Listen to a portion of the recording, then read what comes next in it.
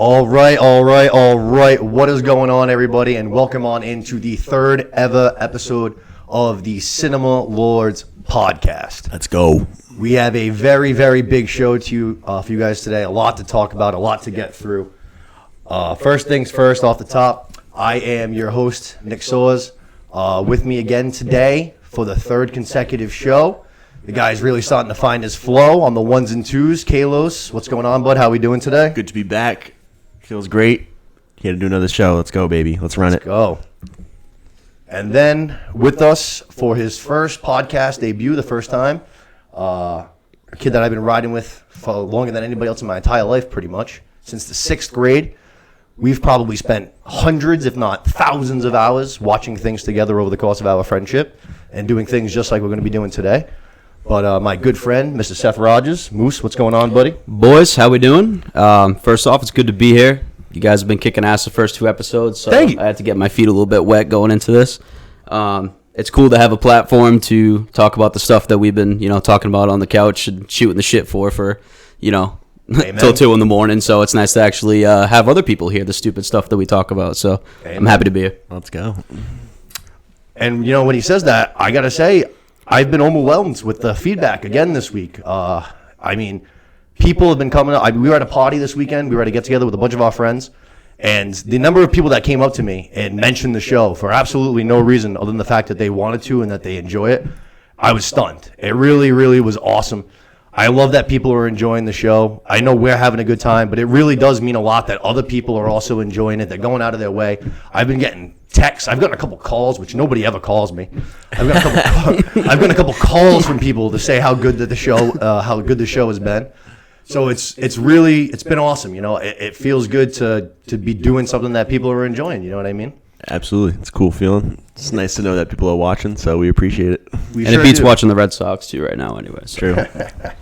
But also, thank you guys for sharing, too. You guys have been awesome as far as that goes. I've been seeing a bunch of people share it around.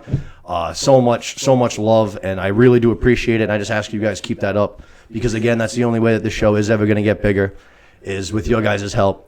The more eyeballs, the better. So, share, subscribe, rate, review, comment, tell your friends, tell your family when you're at a gathering. Do anything you can to help talk about the show because that's the only way it's going to get bigger and better is with your guys' help. So thank you again for doing all that. And like I said, the love has been honestly a little overwhelming. I really do appreciate it. It makes me feel really good. So thank you guys. I'm looking for a sponsorship, so let me know. That's right. A little bit of money can never hurt. This whole thing is put together, like I said, by me, and it's very makeshift. We had to go out and buy a third camera literally 30 minutes ago. Our backup third camera fell through. I was like, oh, shit. We had to run the Target, went and bought a third microphone, just to do this show tonight with Seth. So we're in for a good one. We got a lot to talk about.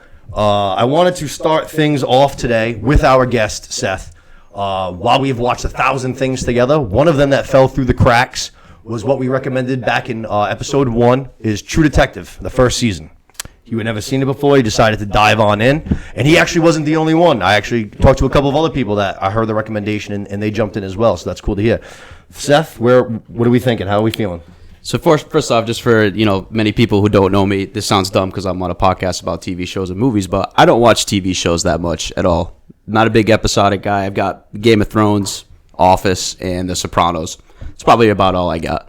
But big movie goer still. You go with us a lot to the theater when we go. Movies are my go-to, but I'm starting to get into some episodic TV shows. So True Detective, I'm four episodes in on the first season. Just getting to the good stuff. Yeah, I'm loving it so far. I got to be honest.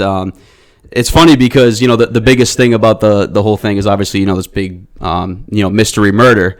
And the Matthew McConaughey, Woody Harrelson figuring out who did it. But it's right now at the bottom of my list of things that I care about in the show.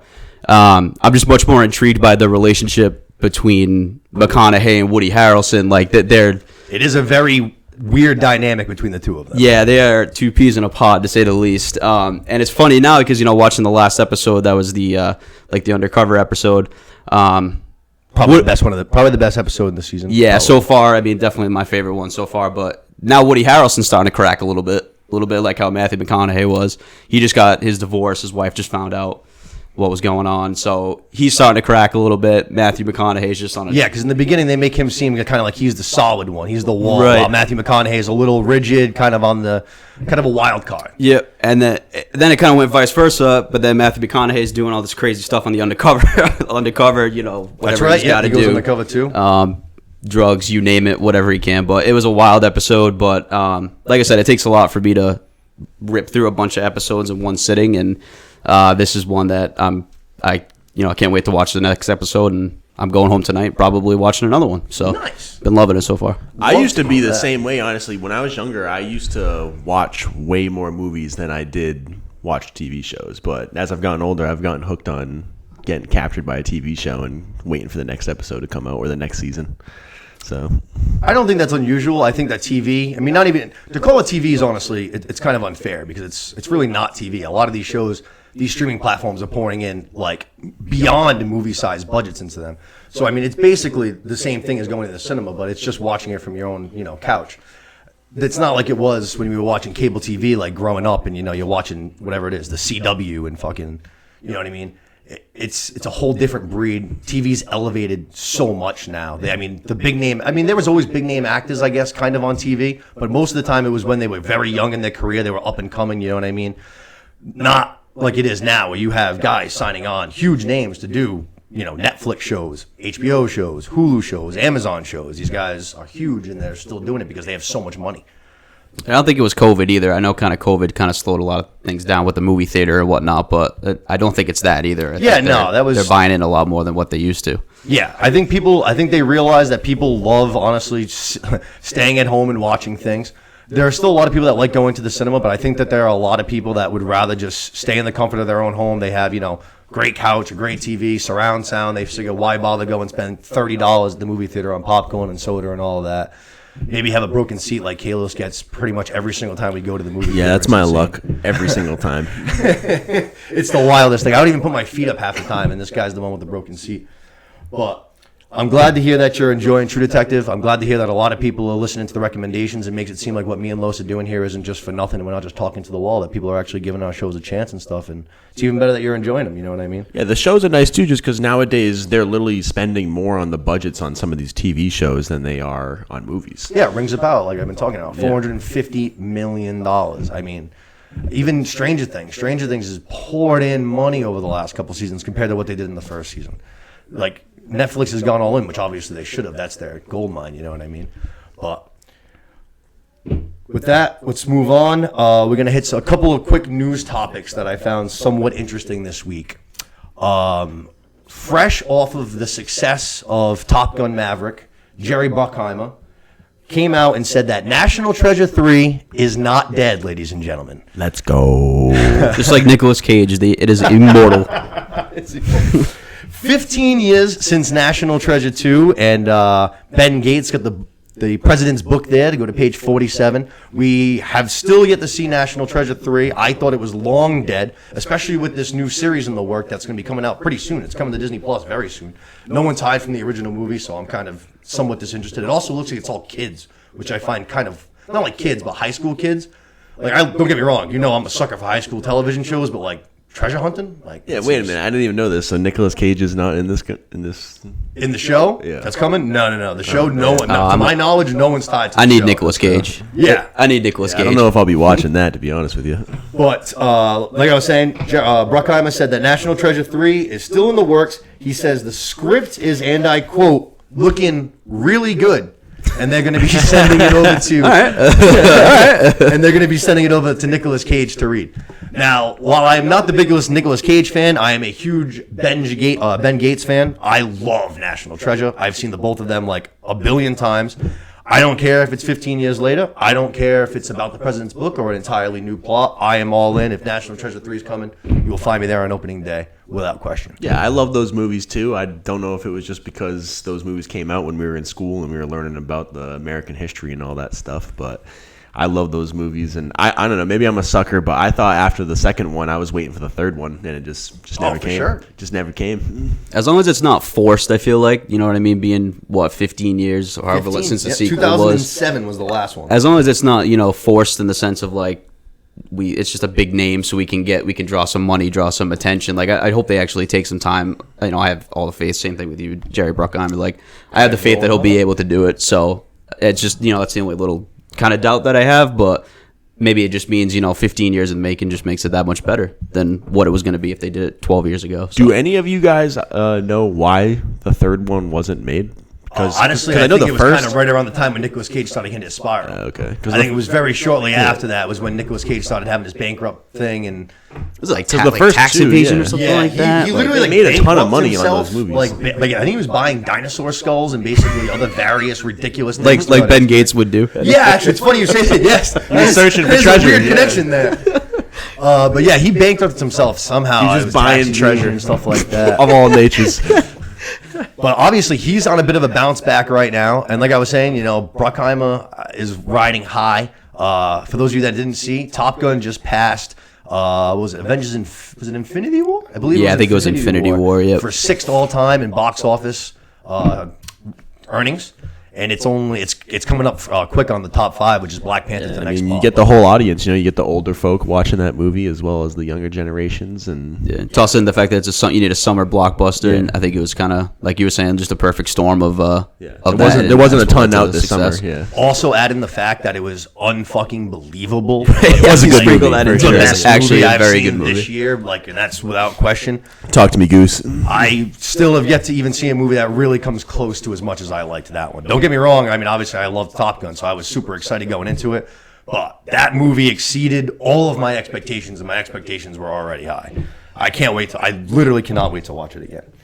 You think they might make like a spin-off show or something? Of Top Gun? Yeah, just because it's been so successful now. I feel like that's the trend, no? Let's make a spin-off. spin-off. I'd be in. I can tell you right now I'd be in, especially if they bring back, it doesn't even have to be Tom Cruise or anything like that. It doesn't even have to be Miles Teller. Yeah, I think they could give Miles Teller the bag, and they could. Yeah. But I believe his name is Glenn Powell. I believe is the guy that plays Hangman in the movie. And if it was something along like Hangman becomes a teacher at Top Gun, I'd be in on that. No problem. Hey, Netflix, where you at? Yeah, for sure. I liked a lot of those side characters that they introduced. I really liked Hangman, and I really liked Phoenix, who was the chick pilot. She was awesome. I thought she was a wicked badass, and I liked her Gunna, the kind of the nerdy kid too. I thought they were a great team, and they kicked ass. I loved them.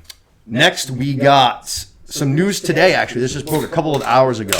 Universal announced that Halloween Ends is going to be releasing on Peacock the same day as it comes out in theaters. I believe it's October 14th, if I'm not mistaken.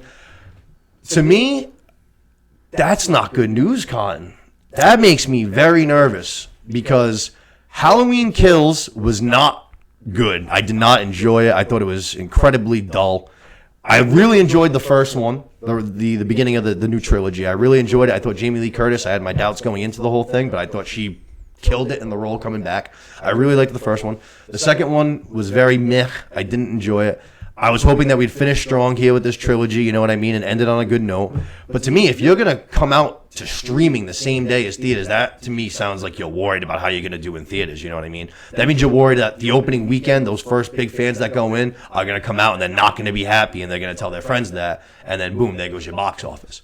Whereas if you put it up on streaming right away, you get all those people that are just like, oh, well, you know what, whatever. We're just sitting home. We have nothing else to do. Let's just spend $9 and we'll watch it on Peacock. Yeah, well, back in the day when Halloween came out on Halloween or around it, that was a blockbuster. That was a go-to.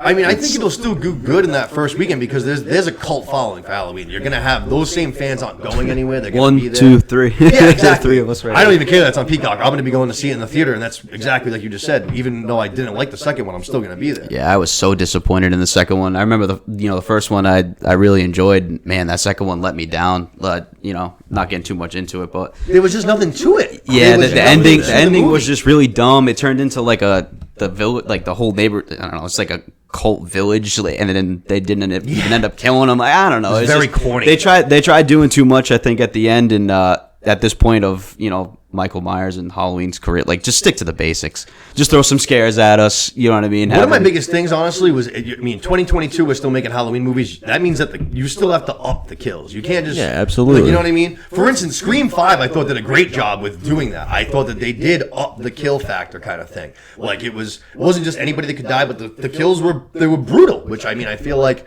a lot of us are like desensitized to this shit at this point because we're watching like things we're going to talk about later, like in Game of Thrones this past weekend. We had to watch that. Whew.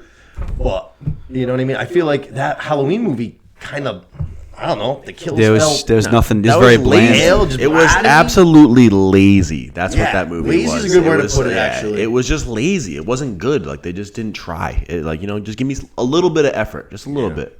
Even the first half, I feel like was decent. Like they brought some, I think it was Tommy Doyle, like the kid from the original. I thought that was cool bringing him in. They brought the other younger girl too. So like it had some momentum where it was going, and then it just, like I said, once it got to like the whole, everybody in the town was like just forming. I feel like it just went downhill after that. It was really weird. Yeah, and then he just comes back, and you barely. I don't know. Yeah.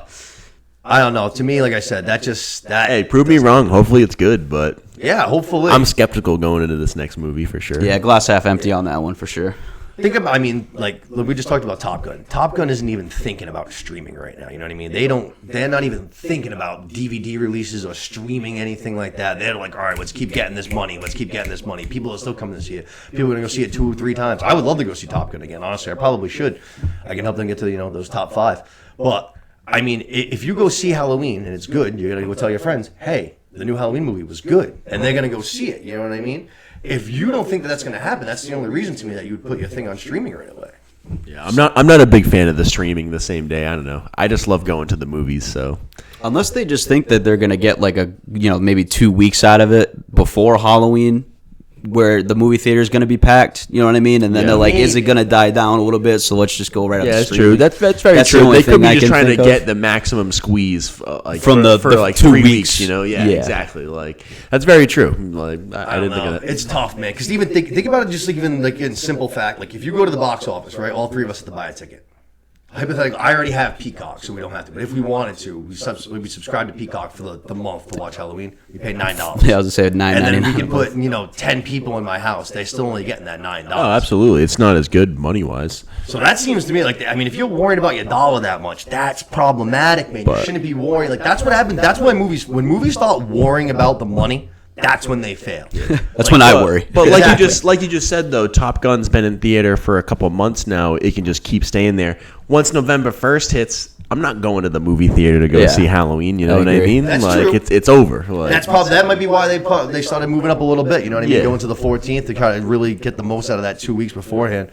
Whereas maybe like you said, you put it out, on the 27th. The 28th, Seth made a good point for sure. All right, so I think that gets that. The last thing also actually is from today. The Amazon put out the last and official trailer for the Rings of Power. Now, I gotta be honest, while I am very excited for this show, I still am very excited for this show. This trailer being the last trailer was lacking for me. There was a couple of problems I had with it. The first one, did you guys both watch the trailer? I did. Yeah, I watched the trailer. You checked it out too? Yeah. Right, awesome. So my first problem with it, right off the top, the first thing that I noticed before anything visually was, what the fuck is this music? Yeah, the music was not good. I didn't even. I didn't dig it. It just didn't feel like Lord of the Rings. Lord of the Rings at all. Yeah. Like, you know what I mean? What the hell? We got it sounded like I don't know, like a Billie Eilish song or some shit like that. Yeah. It doesn't fit Lord of the Rings. It's not what Lord of the Rings is. I absolutely hated it. Lord of the Rings, you got to just hit the classics. You know what I mean? You got to just hit the classics. That was the first thing I took away from. The second thing was a positive. I would say that it did look a lot better and cleaner, especially from a CGI standpoint. Yeah, I agree, 100%. I thought... Because Los, I know you had your doubts about it, the first trailer that came out. I was pissed after the trailer they released at the Super Bowl because it looked terrible. I was just like, this is so obviously bad CGI, and I shouldn't be able to notice it. I'm not picky when it comes to that stuff, but it was just very noticeable. I did not. I wonder if it was, and I didn't hear anything about this, but I wonder if it was one of those where like it got such bad. Remember, like what was it, like Sonic the Hedgehog? Remember when like that came out? The CGI was so bad that like in the reviews that they pressured him to like changing it. So I didn't hear anything about Lord of the Rings being like that, but I wonder if it was kind of the same. Yeah, I think there was something to do with. I don't think it was done. It wasn't post. Like it wasn't full blown post production. I think that they obviously wanted to use the Super Bowl because it's the biggest viewing day of the entire year. I think they wanted to use that to launch their announcement because that's where they like really first showed their first glimpse of the show. I think that was the first time we got a release date too, if I'm not mistaken. Yeah. I think it was at the Super Bowl. So they wanted to use that campaign. Understandably, too, they're spending a ton of money on that 30-second or a minute long. That's where all the money for the CGI went, just to get that out right there. That's what the problem was. But I definitely think that it was a bit of a rush. I think it was a rush trailer, basically, that first one. Because they showed the same exact clips from that first trailer. They showed a couple. Look way better. This one, it's the same clip, but it's just way cleaner. Yeah, they polished everything, which is what I want to see. Yeah. I just don't want to noticeably sit there and notice that I'm watching CGI and not real live action. Yeah, at this point, we shouldn't be questioning CGI. It's like video games. I feel like if a video game has bad graphics in 2020, like shouldn't be any. I shouldn't be worrying about video games or CGI at this point. Especially when your budget is, hundreds of millions. Right, it's Lord of the Rings too. Right, yeah, massive. Amazon put everything behind this show. You know what I mean? So it shouldn't. You're absolutely right. It should if I don't mean to change the subject, but if I could add one more to that, the news I saw coming out today: Curb Your Enthusiasm, season 12 approved for. Oh, no, love that. That on the way here. So it's Curb Your out. Enthusiasm back for season 12. So just want to throw that in there as well. Best theme song in my opinion. Theme song to my life. But the other thing too is that, well, this being the last trailer, and I mean, we have basically the synopsis of the show to look at online to tell us what we're doing and stuff. The trailers haven't given much of any story. Yeah, I don't know what we're doing here. Exactly. All of the trailers so far has been a ton of just characters just staring into the camera and doing an ominous look. And it's just all right, we get it. You're introducing a whole bunch of new people, a lot of familiar races, elves, dwarves, and stuff all that, hobbits that we've seen. But at some point, as being the last one this year, I feel be a little bit more storytelling, I guess, in the trailer, sort of about what we're going to be seeing. And I don't hate it though. I don't want to know much going into it, to be honest with you. Yeah. I actually thought this most recent trailer was pretty good. I thought that it was a good amount of action. It kept me intrigued. Galadriel looked awesome. Way better. Galadriel looks like a badass. I'm looking forward to see her. I'll say that. She did look cool. Yeah, absolutely. I think for me though, it just has the name association with it is what's keeping me interested right now. It's just the fact that I know it's Lord of the Rings related. If not gonna lie, if that was just some show, right? Yeah, I wouldn't be into it right now. 100%. But the fact that it has Lord of the Rings tied to it, I'm like, all right, probably still gonna watch it. I'm gonna tune in. I'm gonna watch the whole season those trailers simply because it's got the name. Very true. A lot of the I don't know where we're going. Whatever you want. There's various ones. There's some dogs, some big looking trolls. The orcs, the beasties look pretty cool in this. The orcs look different, which I'll say I kind of like that. They're not going to be identical to the old ones. I like that we're going to change it up a little bit because it is so much earlier. So you would think there'd be some kind of change a little bit in their appearance or whatever. There was some dog-looking things in this new trailer that reminded me of the ones from the Two Towers movie that they ride on into that cool little battle that the orcs ride. So a lot of that looked cool. So I don't know. Like I said, I'm excited for it. It's Lord of the Rings. I'm gonna watch it. But this trailer, I guess I was just expecting a little bit more from being the last one. That's all. I agree. I'm up on it though, just because I was so down on the first trailer, and then couldn't go much lower for you. So I'll take this most recent trailer. I'm ready to go. Sign me up. It's gonna be tough. It's gonna be even tougher now that after we're gonna talk about it shortly. But after that first episode, House of the Dragon, we're gonna get a second one before Lord of the Rings. It's gonna be tough to compete. It's going to be tough. You got some work to do. Yeah, you're going up against a fucking monster right now, man. But that's going to be really or a dragon. You're going up against a dragon right now, not a monster. I like that. There you go. I like it. That's why I see it, ladies and gentlemen, right there. Going up against a dragon. But that pretty much wraps it up for our news. We got Only Murderers in the Building finale tonight, which I'm going to be diving into as soon as I get done from here. I mentioned that to you guys last week, but I'm looking forward to watching that tonight, too. Real quick, we're going to be diving into our two recaps for this week. We're going to be recapping the first episode of She-Hulk and the first episode of House of the Dragon. But before I want to do my recommendations right now, before I forget, and what did I do with my recommendations? Oh, yes, thank you. All right, this week I got two movies for you, and I picked both. They're similar builds, but different genres. I'll get to that in a second. I picked them both because we are kind of getting to that point where the summer's starting to wind down. We're getting into fall. And both of these movies are very summer-oriented. They remind me of summer growing up as a kid. And they're movies that I love to go back and rewatch. And I think that they're both awesome watches. First up, you can check out on Showtime. It is called Kings of the Summer. I absolutely love this movie. I watch it at least once a year. It's a great coming-of-age movie mixed with some good comedy. You got Nick Robinson, who a lot of people know from the Jurassic World series.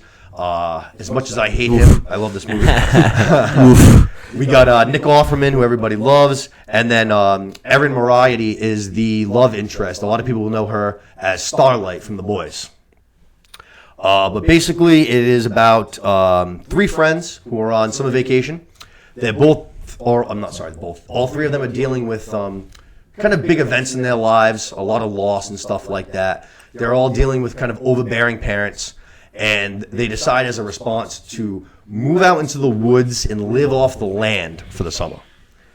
And it is a fun time, as my cats start World War III in the kitchen. It's a fun time. It's a good movie. It's got a lot of like good messages. I feel like it's a good coming of age movie, which is one of my favorites. Like I said, it's a good watch. So I definitely recommend that. And then the second is also again another summer movie, Summer of '84. Now the first one, like I said, comedy, coming of age. This one, like I said, is the same build. It is a summer vacation, kids home from school, but it's suspenseful. A little bloody, I guess, so kind of more horror. Suspenseful, thriller. I like to say it's Disturbia 2.0, but basically a group of friends in the suburbs believe that their neighbor, who is a policeman, might just be a serial killer who has been killing young boys throughout the various towns in their area. So they are out on a mission to spend the summer trying to prove that this guy is the killer. This one's a good watch, like I said. Does sound very Disturbia-esque, too. It does feel Disturbia-esque. Friends, like I said, summer, murder, guy might be next door. It is very Disturbia 2.0. Definitely check that out. Both very, very, very good watches. Just as a second opinion, you said the Kings of the Summer is the name, correct? Mm-hmm. So I've never seen this movie prior to knowing Nick, but I've seen it a few times with him. Good movie. I would definitely recommend watching, especially this time of the year during the summertime. But it is perfect movie, Yeah. especially because it encompasses the whole body of summer. You start at the beginning of summer, you get all the way to the end of summer. It's one nice summer, and honestly, I'm kind of a sucker for that shit. As far as watching things, like at what point we are in our lives, you know what I mean? Like in the summertime, I like watching summer movies. In the wintertime, I like watching shit with snow. I don't know, it's just my dumb brain, but I kind of like doing that stuff. Yeah. Me personally, I'm a simpleton. I like action movies and simple things, but I would not personally watch this movie if I was on my own. But I'm glad that I watched it with Nick, and it is a really good movie, so I do recommend people watching it. Yeah, it's a good feel-good movie. And that's another one I think that's it's PG-13. I think it's like 90 minutes long. It's something that you can watch, again, with like whoever. There's nothing wrong with the movie. It's not like it's overly cursive or anything like that. You can watch it with kids, parents, whatever. Yeah.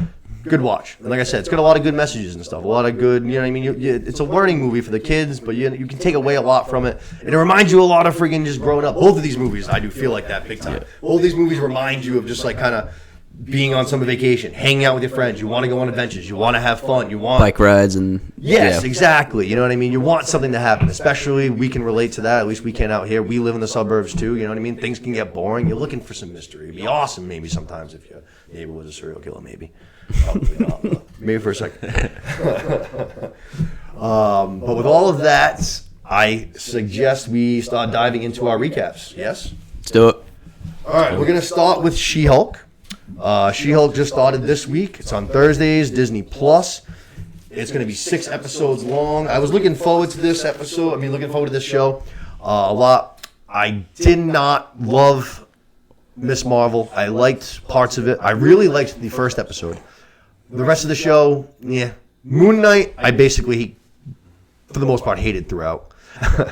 It's funny, because Oscar Isaac is an awesome actor, and he's been in 2 things that have just been absolutely dumpster fires, in my opinion, in Star Wars. And that's right. Like, he's been in 2 things that are dumpster fires to me, and I don't blame him for I it literally forgot one about time. that. Yeah, no. He was awesome as Poe Dameron. In and Moonlight, he was the one thing that saved that show. right, Exactly. yeah. His performance was pretty good. He had a hard role to play, but the show itself was just not good. But I was very excited for this She-Hulk show, and I got to be honest, I definitely thought that it met my expectations. It might have even exceeded them a little bit in some parts. I thought it was very, very funny. That's one thing that I can't say. I laughed a lot. I genuinely thought it was very funny. I liked Jen's character. She cracked me up. Mark Ruffalo is the Hulk. While I don't love what they did with the mashing thing, he is still funny, which is something at least. That's at least a point in his. He's awesome that he's like Zen now, and like I don't know. I think I was cracking me up, like him just meditating and being very like Zen and all that. I thought that was hilarious. He was very funny in this episode for a lot of different reasons because he went through a lot of different emotions. I feel like in this episode, teacher, jealous, it was all kind of all over the place. But I really liked this first episode. What did you guys think? Yeah, first episode, I watched it, and I thought it was okay. I don't know. Everything with Marvel right now, I'm going into it with a skeptical mindset because it's just so all over the place. Like some stuff I really enjoy, some things I'm not liking at all. So I went into it. I was a little skeptical at first. I enjoyed it after a first watch, but after a second viewing, I liked it a lot more. I thought it was pretty funny, and I also just enjoyed it. It was entertaining, and it reminded me of old school Marvel, which is realistically what I want. So yeah, I've kind of been in the same boat as Los.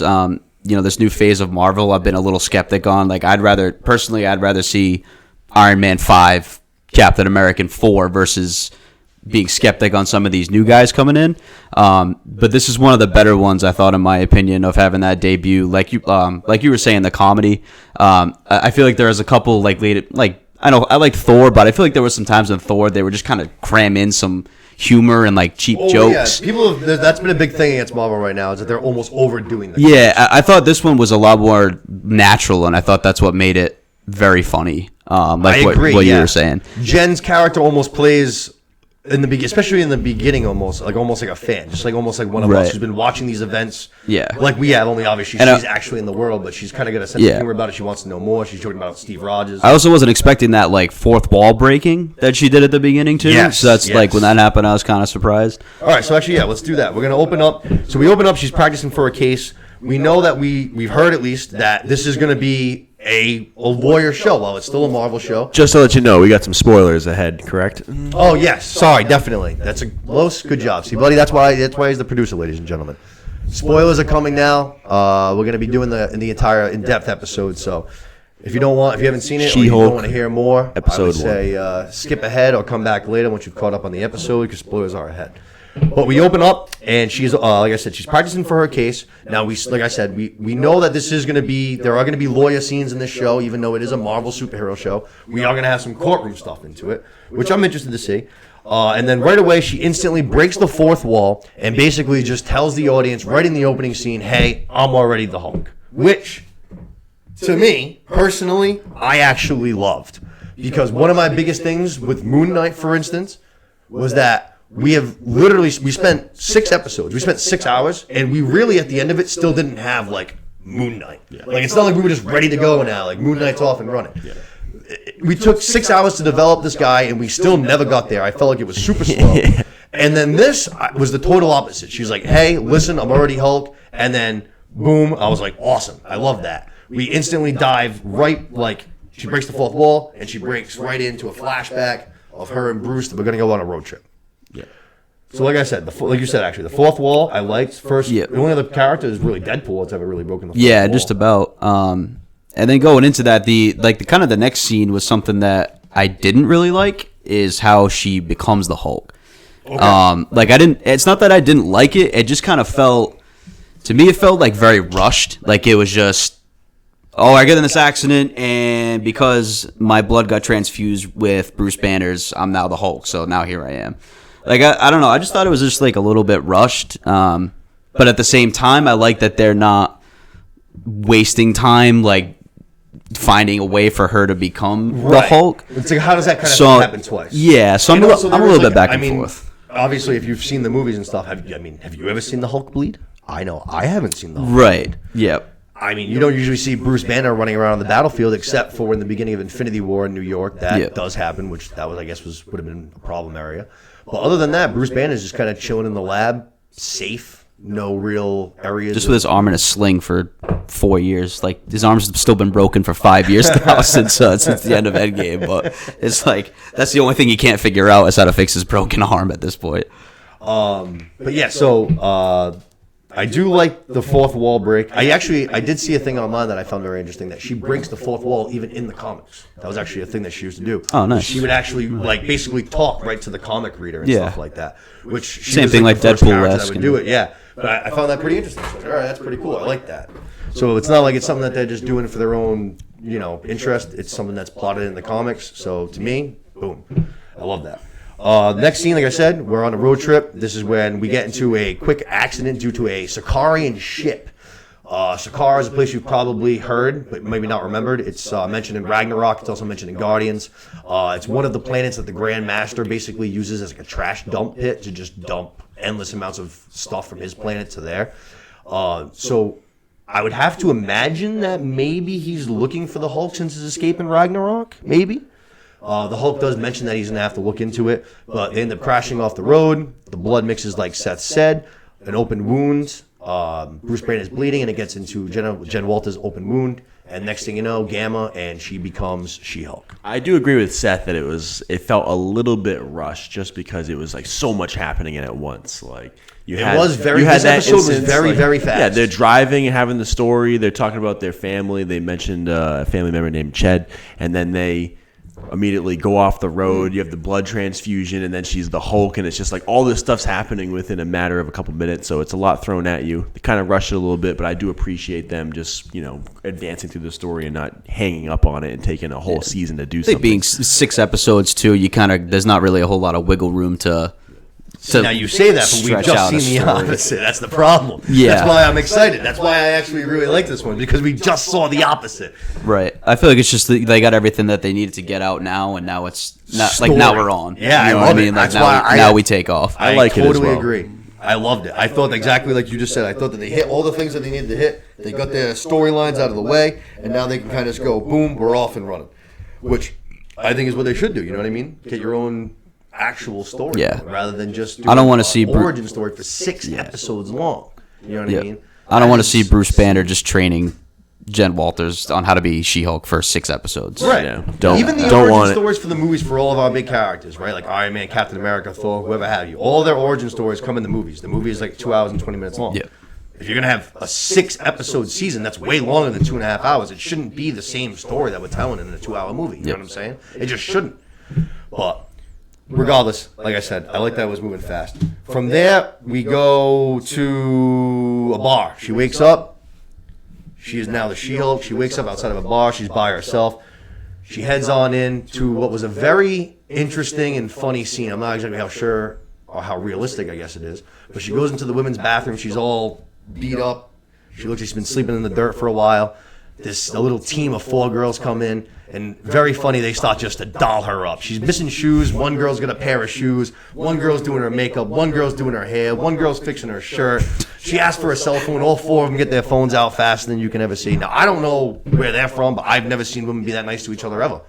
They're definitely not from Boston, that's for sure. No shit. I've never seen that in my life. The girls in my family aren't that nice to each other. Never mind strangers. My goodness. It's like the Wizard of Oz or something. Like they're prepping them up to go see the wizard is basically what it was. Good call. I thought it was a funny scene, though. Like I said, I don't know how realistic it was, but I found it very entertaining. Then she heads outside. She meets into a couple of just, the typical creepoids hitting on the girl by herself. And then she begins to Hulk out on him before, I thought it was something very funny. As she's about to Hulk out on him, I get all excited. I'm like, all right, she's going to mash these 3 guys up, throw them around. Mark Ruffalo comes out of nowhere and just hits her with a gore rhino style and puts her down. And that's it. I thought that was very funny. Screen goes black, and then we wake up in Mexico. Bruce's bar. Bruce's bar. Love it. Turns out, while everybody else was blimped away, Bruce was in Mexico at this beautiful facility that Tony Stark built for him, learning how to become what he calls Smart Hulk. He also built himself a bar, as Seth mentioned. He's living like a pretty nice little life. This is where he brings Jen to kind of get her away from civilization, teach her about who she is, teach her about how to be a Hulk. And it turns out that Jen is a lot more ahead of the game than Bruce was. Yeah. By strides. A lot of the learning curve that Bruce had to deal with and the things that he had to deal with, Jen does not. Again, part of the dynamic of the show, though, they seem to, just advance past these things. Correct. It could also be, too, that at this point, it's only been 1 episode in, so they're not, like, her life as a lawyer hasn't been incorporated with her being She-Hulk. You know what I mean? So maybe once she gets back to her everyday life of being a lawyer and having to deal with these things, could lead to like her not being able to control it as well. Yeah. You know what I mean? But now that she's just here on this island with just her uncle, I feel like it's like, you know, there's not a whole lot of times when she can't control being a Hulk. Yeah, no, she's like, I think Bruce tried to test her out a couple times. He did the whole like the razor blade power sword table death trap rule, which was again pretty funny. Yep. She smashes out of that. I love when Hulk cheers her. I love when Hulk cheers her on. He's like, yeah. I thought that was hysterical. Seems like really a meathead just. He really did. Let's pump some more on you. I really enjoyed that. The spandex thing was hilarious too. The spandex. Best friend is spandex. Yep, teaching her the ways. I like that he basically kept track of every single step of his entire mutation and was able to turn it into a syllabus, he says. I love that. Yep. But I actually think that it's possible that with all of the tests that he's done on himself, the fact that the game has been inside of his body so long, could have somehow maybe like adapted, mutilated somehow, and maybe that's why it's so much later that once it hits her, maybe that's why she's fathering the game somehow, something like that. It's like a mature... Exactly. It's like a mature radiation something kind like of deal. that. Yeah, I can see that. Because like Hulk's helped himself so well to kind of balance both that. Yeah, I can see what you're saying. Something like that, maybe. Yeah. I don't know, because like one of the biggest things is that she doesn't have the personality. She is just Jen right away. As soon as she hulks, she's still just Jen. There's no one else on the wheel, as they say. Yep. So that's interesting to me. The fact that she basically was able to figure out so many of her powers so fast too. Like, I mean. One of my favorite scene in the show is something that I've been waiting for so long, but after Hulk is kind of teaching her what's up and stuff, she's ready to leave. They get into a little bit of an argument. Next thing you know, things get physical. We have a little bit of a Hulk fight, and a scene that I've been looking forward to for a very long time. We get the Hulk clap, the Hulk smash, the supersonic boom. It was awesome. Yep. I loved it. But then she's able to basically figure it out in, 3 seconds. Her first clap's a huge disgrace, but the next thing you know, she's figuring it out. Bang, bang, boom. She's got the Hulk on all fours. So she was like a seal just clapping her hands. Yeah. That's actually not bad. That's pretty good. Yeah, she seemed to manhandle him pretty good for a little while there. She does seem very strong. Even they did the ground punch test, and the Hulk does it first, and it sends some cracks going. And then she does it on her first try, and like half the mountain starts falling down. This, that, the other thing. Bruce showed a lot of jealousy in this episode. He tried to hide it, but there was a few times where you could tell he was definitely a little upset. He was like, I had to imprison myself basically for multiple different strands of time, whether it be the blimp or this or that, the other thing. He was stuck in space for 2 years in Ragnarok, like he said. This guy had to go through a lot to figure out, and he still doesn't have it perfect now. He's still having his issues. And he collects all that data. He has this huge binder, like a syllabus on how to become the Hulk and like manage your two personalities, and she doesn't even need it. Yeah, basically just rips out all the pages and just goes, all right, I'm good, I'm out. So after their fight, that's exactly what she does. She bounces and she hits the road, which is basically where the episode ends. She goes back to the opening scene, where it's her in the courtroom practicing for her case. The only thing we really get after that is she goes to the trial, and before the episode wraps, while she's making her closing statement, a Ric Flair, Elton John, WWF 80s era impersonator comes bashing through the wall. The fabulous Moolah comes in. The fabulous Moolah comes just bashing through the wall, looking like something else. They have a quick little throwdown, but She-Hulk basically takes care of her in 2 seconds and gets back to closing the audience. Do we have any idea on or thoughts on what that is? Do you think that was just somebody that they can throw in as a... I can't imagine that person being the main villain of the whole thing, right? I don't know. I don't think so, but I also don't think it'll be like a one-off scene. I definitely assume that they're going to put her in there. Actually, I don't know. I guess she could have been a one-off scene. Yeah, I don't know. She didn't seem very spectacular, so... I would like to see the next episode kind of dig into who or what that was. You know what I mean? Or who the next villain is. Like I said, what are we going to fight next, or what's the next goal here? Yeah. Well, we know something's coming because we have a lot of people that get into this show. We don't know what capacity or what they're going to be doing, but like I said, we know that we have Abomination coming. We know that we have Daredevil coming. We know that we have Wong coming. So something's fairly big is going to happen. I don't know. That woman seemed to be pretty damn strong, but like I said, She-Hulk handled her in about 2 seconds. She went right back to delivering her. She hulked right down. Actually, you know what? There you go, yeah. she hulked right back down to size. Yeah. She seems to be handling, right, that's even true outside, too. Yeah. she seems to be handling the court life okay. She seems to have a good tack on her abilities. She seems to be able to go big and small, whatever the hell she wants to. True. I actually thought that was pretty funny though when her friend is in the courtroom and she's like, "Yo, you gotta like Hulk out." And she's like, "Right now?" And she's like, "Yeah, no problem. Yeah, no problem." Going to the wall. Yeah. She's like, "All right, let me take my shoes off." Yeah. I thought that was very, very funny. And then the last part of the episode, I would say, was probably, I thought it was the funniest part, maybe just because I wasn't expecting it. There haven't been a ton of these after credit scenes for the Disney Plus shows, but this one had one, and I thought it was hilarious. Yeah, it was. We flash back to when she is still training with Bruce at the bar. One night they decide to get indulged in alcohol because now that they're Hulks, they can basically drink as much as they want to without getting too hammered. They can just get very strong buzzed.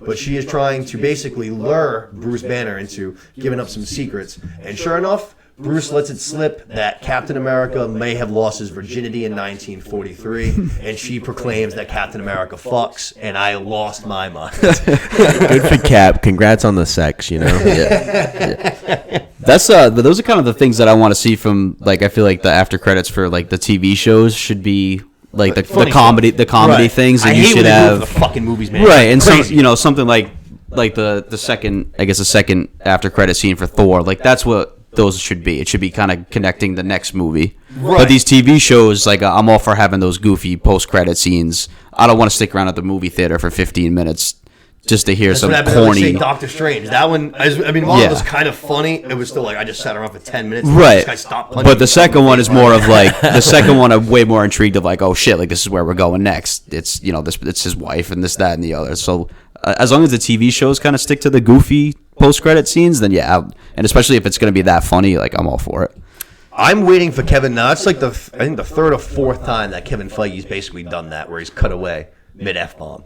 Yeah. Somewhere along the line, Right. I don't know when it's going to happen. I don't know when or where or who's going to say it, but it's going to happen at some point. Yeah, only in a rated R flick if they decided to go that route. Well, actually, yeah, that's true because obviously we know Deadpool's going to be rated R. At the end of the day, it's meant for children. So or just save it for Actually, when you know Deadpool what? comes in. There you go. You probably just answered the question. It's probably going to be Deadpool. Yeah. It's probably going to be Ryan Reynolds as Deadpool. They'll use the one F-bomb that they're allowed in the PG-13 thing to have him slip it in. And I could see it in the first like 90 seconds. That too. would be great, actually. They just I get love that out of the way in the idea. That first would be very 90 fun. seconds. Like elephant in the room. Like this is what it's, we're taking who's care of gonna this. finally say it? Yep. Either that or maybe Blade, too. I could see Mahershala Ali. Yeah. Blade, that's the one other one. I really wish that was going to be like rated R and stuff. They already announced it's going to be PG-13. That bothers me. I don't care. I can't wait for that. I can't wait, too. Blade's going to be sick. Especially with Mahershala Ali. He's unbelievable. Yeah, I love he's him. awesome. He's awesome. But basically, that was the wrap for She-Hulk, like we said.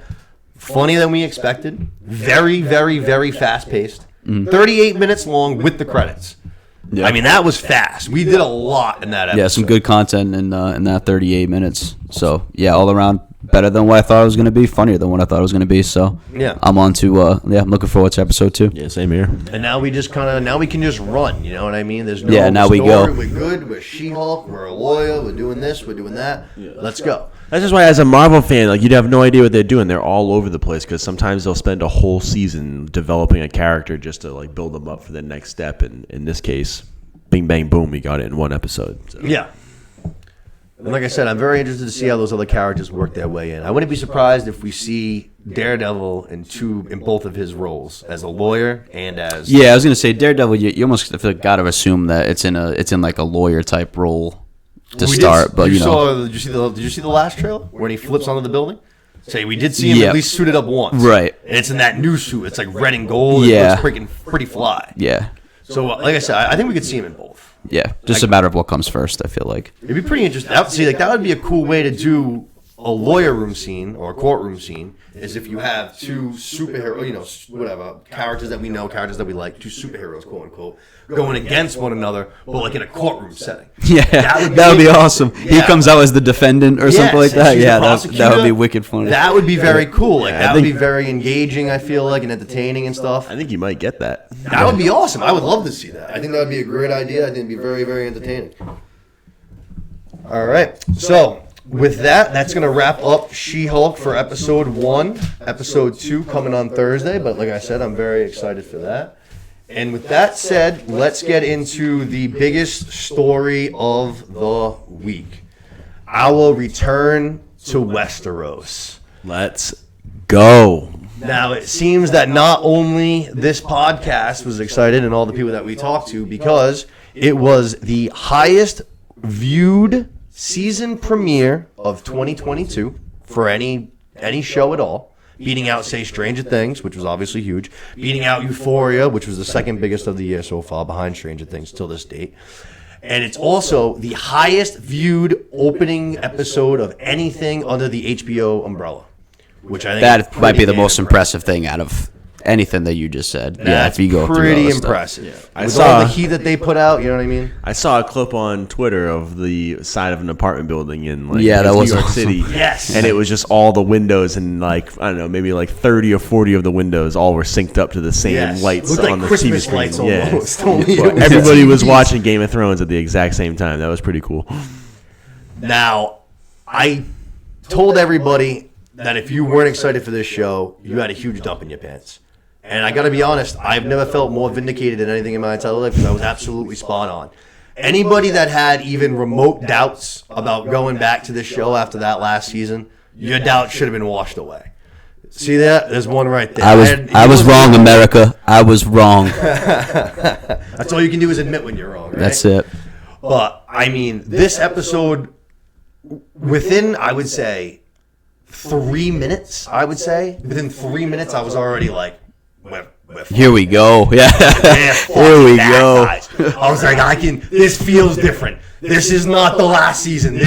We're back. Like, I can feel it. It was awesome. I really, really, really enjoyed it. I had huge expectations going into it, and I thought they were exceeded. This episode did so much in 60 minutes.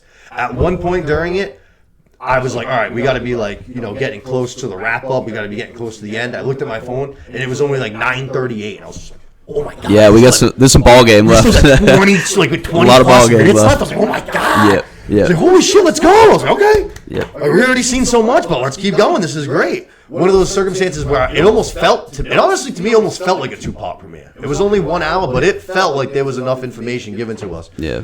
And then going back to what you were saying too, in the first 3 minutes, and this is what I had for my first bullet point, is I was the same way. You were kind of drawn in the first 3 minutes, and to me the best part was that they did it without a theme song.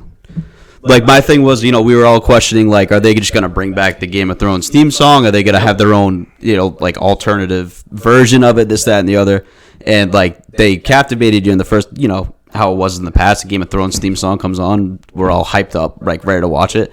They did this without a theme song to me, which I thought was, probably the most impressive part, is that they just narrated it. Boom, here you go.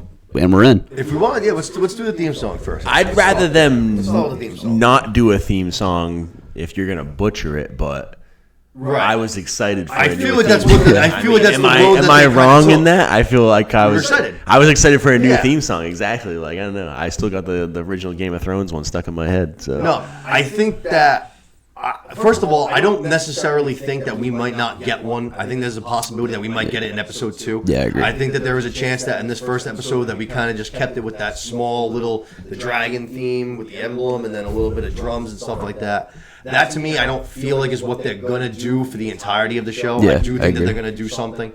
I think they thought that you as an audience were expecting they wanted to throw you off by not having, because I don't think we were the only people that were questioning, are they going to just redo the theme song? thing. And they knew it, right? So I think it was kind of cool that they're drawing that out another week of. Now next week, if we don't have a theme song, then it's I think they're just going into it Without it. every Which, single to me, every if single they week. do that, if we get to next week and it does that again, to me, what that says is they said, "Hey guys, listen, we struck gold once. We're not getting it right. We're not even gonna Yeah. try to strike it again. Yep. We already know we hit it. We're just gonna move on. We're just gonna skip this thing Yeah. for this show." Unless if they want, you know what? Just say fuck it, man. Just bring it back. Just run it back. I'm sure if you get the same orchestra and the same guy conducting the same guy, orchestra, yeah. you're gonna come up with a. It's like John The Williams. scores in this Just episode, this first episode already hit. Yeah. You can tell it's the same guy and stuff. The scores hit. Just throw John Williams in there with a orchestrate band. me some fire. I want to hear it. Come on. It's a fire and ice. Yeah, they use the end theme again, the same end theme that they. Yeah, I used. did notice that too. Yep. But let's start here with the opening, I guess. Again, spoilers coming for any of you guys that have not seen the first episode. I suggest, probably coming back after you've already seen it, because we're going to start doing a deep dive into this week's episode. But we opened up, as our friend and our Westeros aficionado predicted last week. We opened up with the Great Council. 1,000 lords at Harrenhal, just like Lukey told us. Now, Harrenhal, while not looking great, definitely looked better than it did in Game of Thrones. Yep. Definitely looked a little torched, but we were able to gather a whole lot of people in there, which I don't even think you could fit that many people in Harrenhal anymore in Game of Thrones times. 1,000 lords. Yeah. So we get opened up, Rhaenys Targaryen, who's going to be our princess. Rhaenyra Targaryen. Those two names are going to throw me through a loop. Yeah. Rhaenys and Rhaenyra. Tougher names. Yeah, man. Come on. Princess Rhaenyra, Jesus, Lord have mercy, opens up with a little monologue, which I love. It reminded me actually of the beginning of Lord of the Rings. I thought so too, yeah. Yep. A little bit, right? Yep. So she is basically setting the table for us. She is explaining, just like as Luke told us, King Jaehaerys was a good king. He's getting to the end of his reign. He doesn't have an heir. So the entire Westerosi kingdom is going to come together, and they are going to elect who is going to basically be the next heir. They listened to, I think they said it was 14 different pleas, and only 2 of them were heavily considered. Viserys, who ended up winning, and then Rhaenys, like I said, the queen who never was. So she's passed over. The queen who never was is while being a negative nickname, not a terrible nickname. Kind of has I don't know. To me, it sounds like some bitch who could eventually come into power and keep that nickname going almost as yeah. You know what I'm saying? Yep. Almost a as motivation tool. Yeah. Bulletin board material kind of a thing. I don't know. I kind of liked it. But she basically opens up the show, setting the table for us, which to me was interesting that they chose her. I guess mostly just because to me, whoever you open the table with is going to be kind of your lead, in my opinion, in most cases. Especially if it's not from, say, a Lord of the Rings standpoint, where it's a storyteller, an outside character. Yeah. It's going to be one of the main people. I imagine that if she's telling it, it's going to kind of be heavily focused around her. And we really do open the show with her, because right after we leave the Great Council and we learn that King Viserys is now going to be the new heir, or going to be the eventual heir, we open up in an awesome scene of her on Dragonback, just flying over King's Landing. It looks absolutely beautiful, completely resurrected from the last time that we saw it in the Game of Thrones season, when Daenerys burns it all to the ground. It is looking awesome. And she lands in the Dragon Pit, which for the first time we get to see in its actual glory. Because by Game of Thrones, when we see it again, another thing that's yet demolished. Which I liked that. I thought that was cool. You get the little dragon Sherpas there, basically kind of herding it. The dragon's like, I don't want to go in my cage. I liked all of that. I really thought that they tried to do a little bit of a Princess Daenerys, Daenerys Stormborn resemblance between those two. She almost looked like her. That scene where she's petting the dragon. Yeah. I didn't realize it until the second time I ran through it, and she looked exactly like Daenerys. I don't know if they did that on purpose or what, but it was shocking how striking of a resemblance it was. She looks like her, and she looks good. And we're gonna find out that I think she's got a lot of her personality too. I think there's a lot of resemblances between these two characters. But she's going to basically go. We open up with her. She gives us an awesome walk through the Red Keep, which also, again, resurrected, looking just as good as we saw it before it came down crashing on Jaime and Cersei's head there. But it was very cool. In that moment, that was like I said, about 3 minutes in, I was hooked.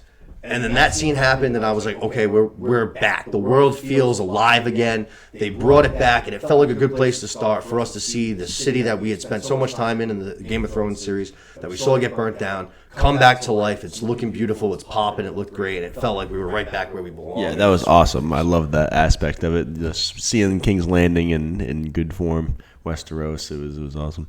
Good again. The score was good. There was a little bit of music playing, positive, but it was just very all right, we're back. It's just like a nice breath of fresh air. Yeah. It's like, hey guys, you know what I mean? Listen, we're gonna have some fun here. We're gonna have a good season. We're gonna have a good series. Like, let's get back to where we belong. You know what I mean? Come on in. Come on in. It's warm. It's nice and warm in here. Exactly. Sit in the front row. Take a seat. Exactly. Then we go. She is with her friend Allison Hightower. Like I said, they're going through the Red Keep, and they're making their way to her mother, the Queen's chambers, who is very pregnant, very, very pregnant. And they have a quick little dialogue that I liked a lot. The Queen basically tells Rhaenyra that their place, the woman's place, is in the birthing bed. That's their battlefield. That's where she needs to basically learn to want to be, because Big responsibility. Yeah, because she prefers to be on Dragonback. She says that she'd rather be in armor, going into battle and fighting, which instantaneously reminds me not of Daenerys but of my girl Cersei Lannister, because Cersei Lannister talks about constantly how she wishes she had been born a man so that she could have gone and fight alongside with her brother and her father and stuff like that. She never wanted to be, you know, a woman with the birthing and all that shit, being wedded off to whoever, you know, your dad or your brother or your king tells you to go wed.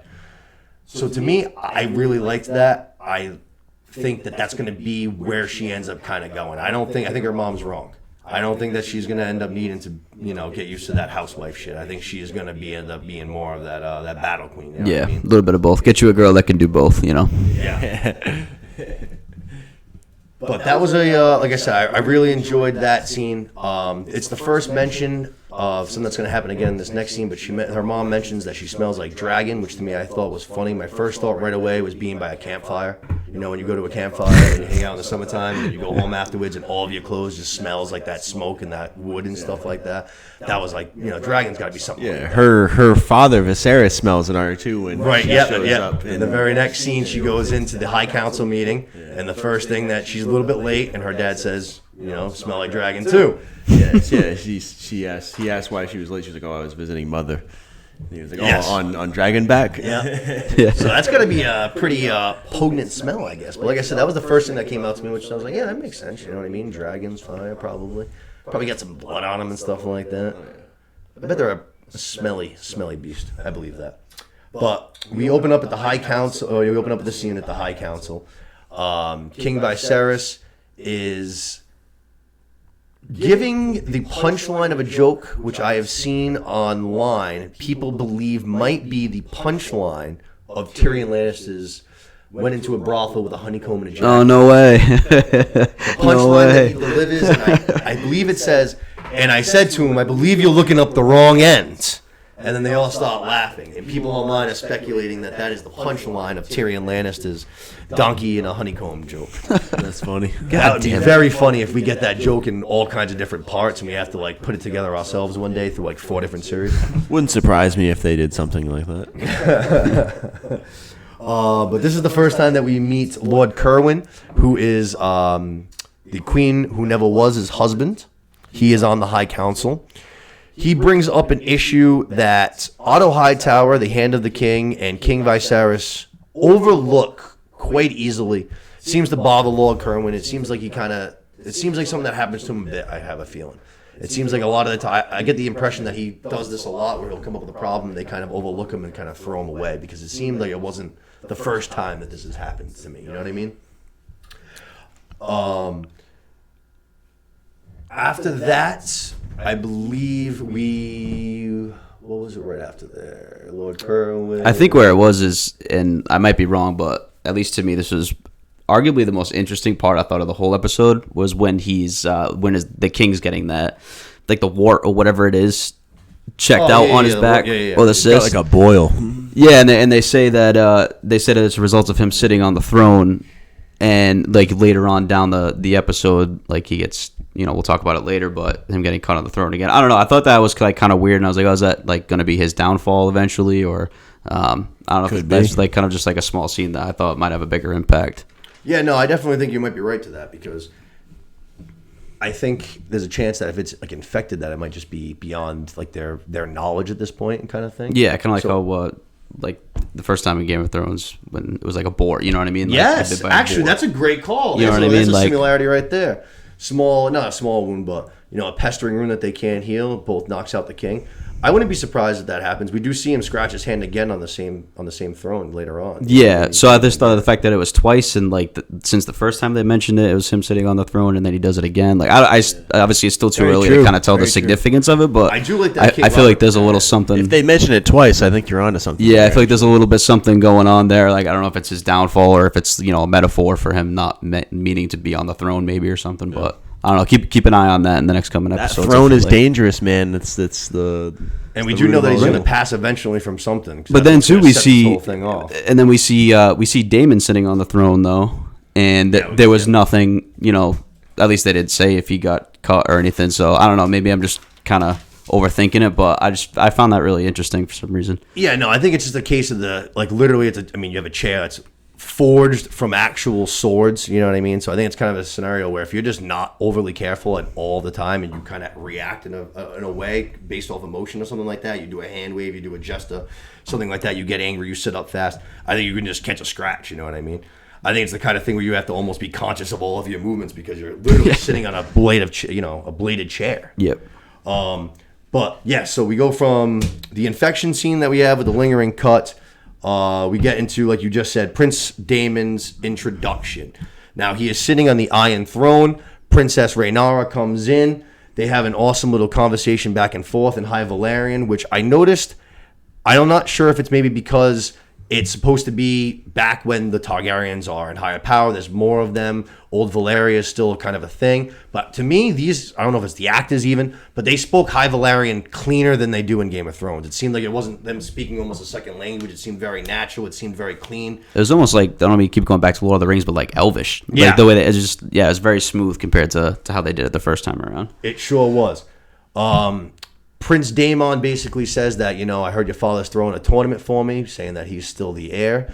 And he is a little flirtatious, I would say, with his cousin. Oh, yeah, absolutely, 100%. To me, a little something, they're a little too close. So I'm trying not to make comparisons to the original Game of Thrones, but this was really, him and a couple characters where I felt some good comparisons to. Like, to me, Daemon felt a lot like Jaime Lannister to me. I thought so too. Not just in the sense of that, of the incest thing, but it was more of there were some scenes I feel like where he was meant to be the bad guy, whether it was going through that village and pillaging the village and doing things like that. So, but they're almost trying to make him the bad guy, but he didn't rub off to me at least as the bad guy, kind of like how Jaime Lannister did. So, it's kind of early, one episode in, and I'm trying not to make those comparisons, but to me he was like the Jaime Lannister at least of the first episode. I think that's a great comparison. I actually said the same thing. I went going into it thinking more Jon Snow in my head just because that's the way that I thought they kind of built him up more in the trailer. But after the first episode, I get a lot of Jaime Lannister vibes too, because I got this, like you said, kind of this tough, rugged, I'm a badass exterior. But there are a couple scenes that we're going to get into. Yeah, he's got some things that pull his strings. Yeah, where he shows that he can be empathetic and sincere and show some sympathy and stuff like that. And he's not just a total full-fledged monster like we have with some of the guys in Game of Thrones. Yeah, there were a few different scenes in that one episode where he showed a lot of empathy, and they're making him out to be a tougher character than I think he is. It seems like when it's time to be a badass and do things like going through a village and rape, pillaging through the village, he can do that. But like you said, he does kind of both ends, and he does have a kind of exactly like Jaime Lannister when it comes to Cersei, and So that's where I got the comparison from. Yeah. So he brings Rhaenyra a gift, a nice Valyrian steel necklace.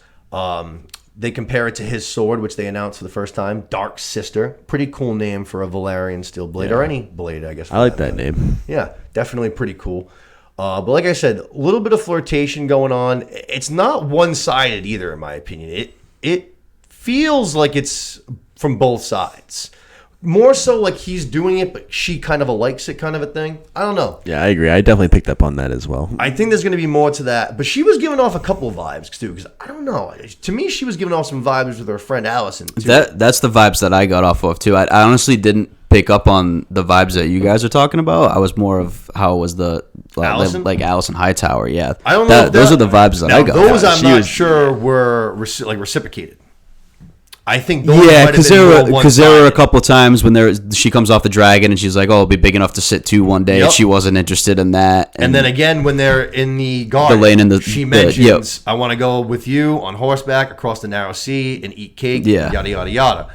And again, she's got her head in her lap, stuff like that, and she's like, "I like this position." I don't know. To me, I just felt like she was, I don't know, maybe she's just like that. She could just be a flirtatious person. We know that a lot of women, in Game of Thrones use that to their power. I mean, look at,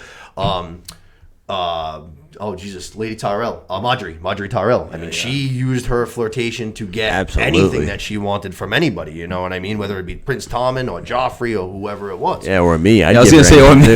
Yeah, or me.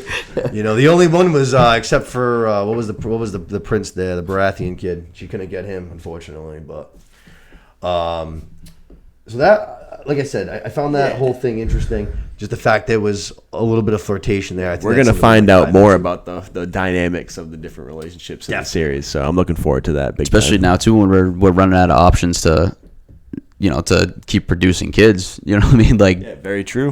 Wife's dead now. If we're just going to get to a point where we're just relying on... He's going to need an heir to the throne. Relying on our family to reproduce. So, yeah. Very true. Next, we get to a part that was probably one of my favorite, if not my second, one of my second favorite part of the episode. We see Prince Daemon talking to the City Watch, the Gold Cloaks, that he rebuilt from basically scratch, it seems like, himself. The High Council gave him a bunch of money to basically put into it to get soldiers, to train them, yada, yada, yada. But they know that they're having a tournament soon that's going to be coming up to celebrate the king's birth of his new heir, hopefully.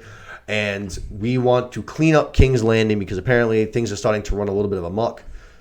Criminals are running the streets, and we're going to go clean things up before all of the High Lords come in, you know what I mean, because we don't want them terrorizing the High people. So we're going to take our new band of dogs, and we're going to go out into the streets. We're going to round up anybody who's done anything bad, and we're going to whip some ass. Yeah. Robbers are losing hands, rapists are losing balls, murderers are losing their heads. They fill up 2 carts, they said, to carry on horseback, basically, full of body parts to get all these people out of there.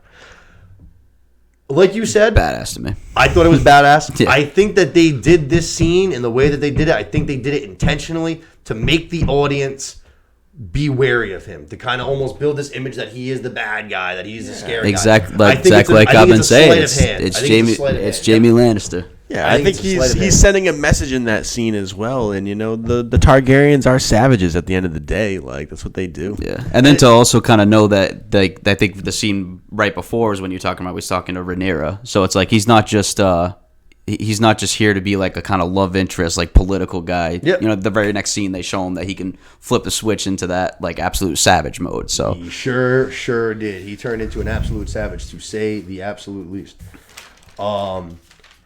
I thought that it was awesome, to be honest. I really enjoyed it. To be cutting off balls, arms, heads, the whole thing, I thought it was pretty cool. I'm not going to lie.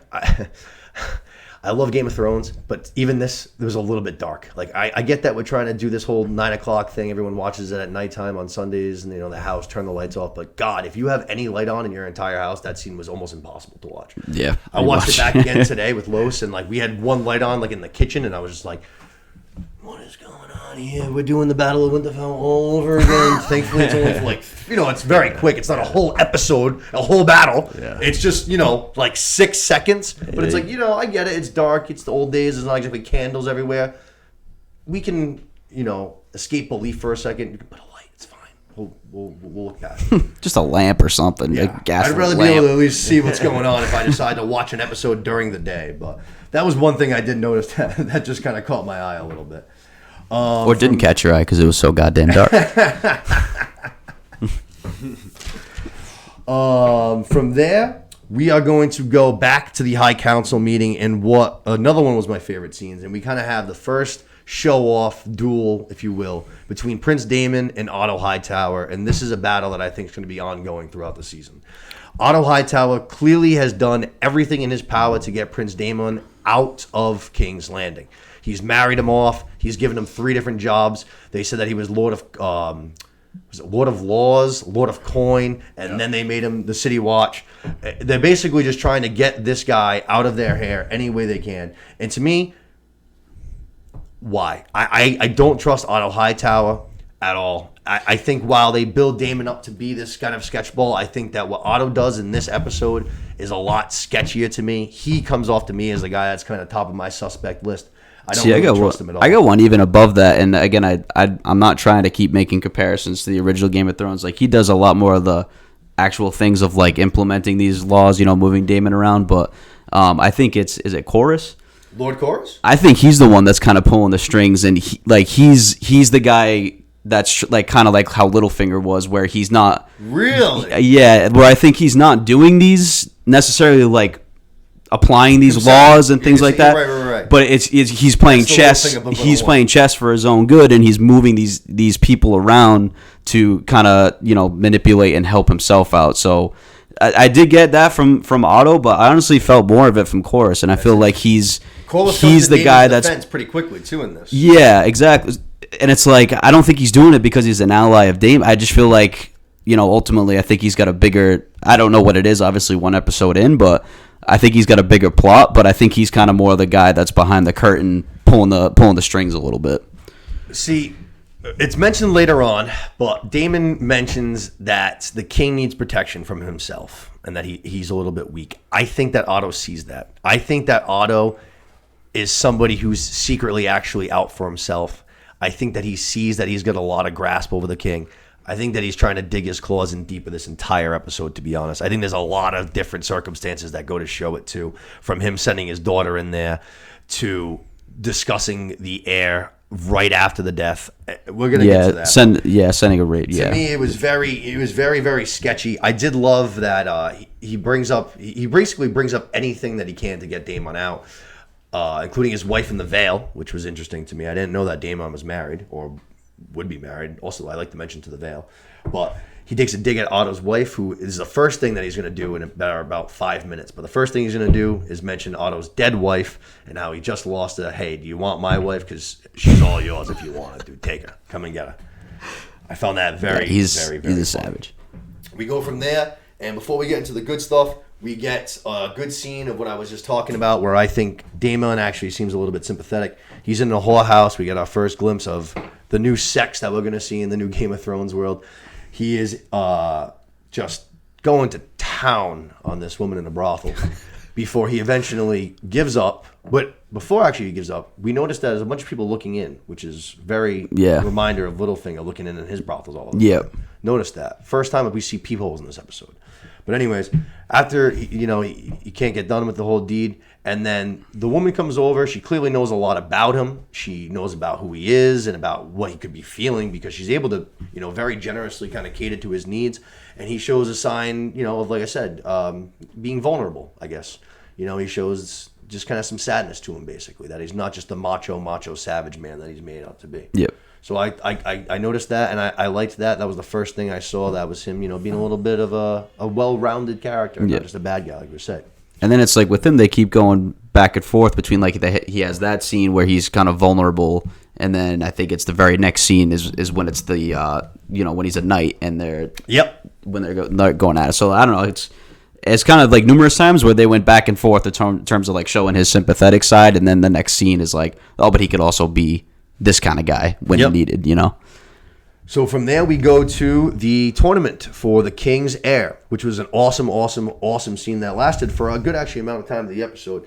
But we have all of the ladies that we've seen, Princess Rhaenyra and Alicent, are up in the the little concession, whatever you want to call it, with the king, the hand of the king. We have the first glimpse at Cole, who is from the Riverlands, I believe, or the Stormlands, I believe. But it turns out once he pops his helmet off that he's actually Dornish. So this guy's a bit of a mystery. He's from all parts. We're gonna have to find out a lot more about him. But he's kicking some ass. He kicks out 2 Baratheons real quick, and then we get Prince Daemon up, who is allowed to choose his opponent. And this is the second time that he's going to insult Otto Hightower. He goes and he picks his son out of the lineup, challenges his son. Otto's right away a little bit concerned. They go down the first time. Hightower holds his own, gives Targaryen a good little bump on the shield, and then Daemon comes back down and says, I'm not going to be embarrassed by this guy, pulls a nice cheeky cheap move, wipes out the horse's legs, takes the horse out, and sends Hightower going flying over the horse, smack dab, face first into the dirt. While being cheaty and a little, against the laws. I loved it. I thought it was awesome. I was glad that the horse got up. I'm not gonna lie. I was a little worried for the horse for a second, but the horse got up. The horse was cool. Well, didn't they do that in the first when it was the mountain and the hound was fighting? Wasn't it the same thing where he took out the horse's legs? I don't think so. He just took down the mountain. And then the mountain, of course, fucking chops his horse's head off, and then but he doesn't do it. He doesn't do it like in a cheeky fashion. I don't believe. He just wipes him out. Yeah, no, I believe so. It's the Lord of Flowers, I believe. Tyrell.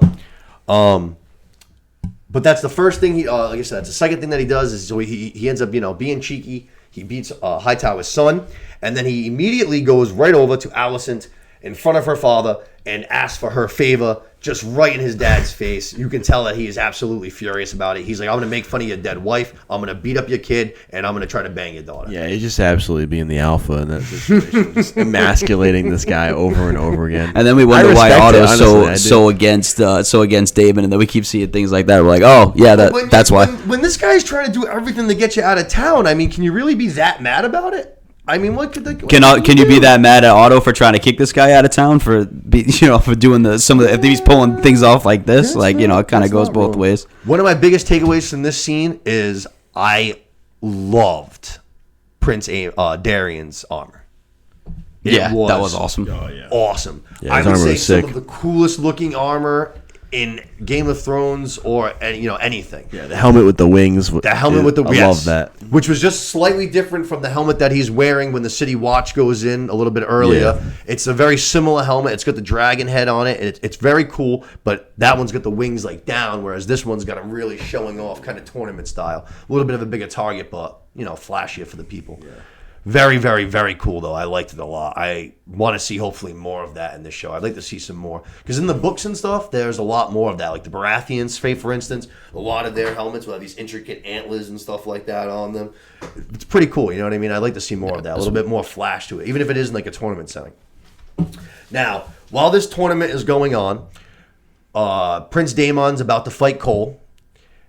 The king gets called into the birthing bed, because it turns out that the queen is going to be giving birth to, hopefully, their son. He gets in there, and it turns out that the baby is coming out upside down, basically feet first. They can't turn it. And the king has to decide whether to try and save the baby or basically let things happen as they may, which is probably going to lead to the death of both the baby and the wife, unfortunately. He makes the tough decision, and he decides to try and save the baby, which leads to one of the most tough to watch scenes that a lot of people have. That was tough. That a lot of people have seen, I would say, of late. My good buddy Kalos had a real Jesus. Hard time. Actually, oh my! Did you hear about this? No. Actually, it was very reminiscent of you. For those of you that. Oh, did he do it? No. Did you do it? Halloween too. Like I got white as a. Oh no! I started sweating. I felt nauseous. Man. I was like, "This is disgusting." Been there, done that, dude. Oh, I just felt for her, man. I felt for her character. It seemed like she had a rough go. Having children already, and just that scene was just gruesome. Seth had a tough experience at Rob Zombie's Halloween 2. That opening scene right after they hit the cow. Michael Myers decides to climb out of the ambulance and saw a guy's head off with a piece of glass, and Seth decided to go vomit up his Sour Patch Kids in the trash pile. Great story. But Kayla's now I just watch it like this. I just keep my eyes. now I know when it's coming, so I just turn away. I'm like, no, not doing it. Yeah, but I did not like that scene. Kayla's got a little woozy here, but while the scene, I'm not gonna lie, while the scene was tough to watch, it was obviously tough to watch. I don't think anybody enjoyed it. I like what they did as far as showing the birth with the battle jousting simultaneously going back and forth, because it goes back to what we did with the queen in her first scene where she says, this is our battlefield, the birthing bed. It was showing exactly that. Yeah, the women's battlefield, the men's battlefield, nice. They happened at the same time. They're going back and forth. That aspect of it, I really, really, I liked that part of it. Yeah. You know what I mean? I thought they did a good job. I respected it. It's a tense scene. Oh, it's very intense. A lot of people online having a problem with it. It's legit. I liked it, but it was a lot for me. I'm not going to lie. But it turns out that they are able to save the baby. Unfortunately, not for very long. The queen is dead. Prince Daemon loses to Cole in quite the battle. After 50-50 grinding a rail for for about a good 35 seconds. Yeah, loses the joust, then decides to go to a battle of arms, pulls a sword. They have a good fight, though, a good fight. I'm looking forward to see more of this Cole kid. It looks like he's going to be a good little scrapper. And you know what I like about him is I like that he's using first of all, I like any character, for instance, like, you know, the Red Viper, like his spear and shit like that. I like when we have different weapons coming into play, especially when it's like against a sword. I like the difference. I like the different battle ideas against one another. And he's using a mace, right? Yep. Swinging that thing around. That's cool to me. I like that. I would like to see a guy using kind of like a different weapon, especially if it's something like that. He ends up holding his own against the sword quite well. Like I said, he ends up winning the fight.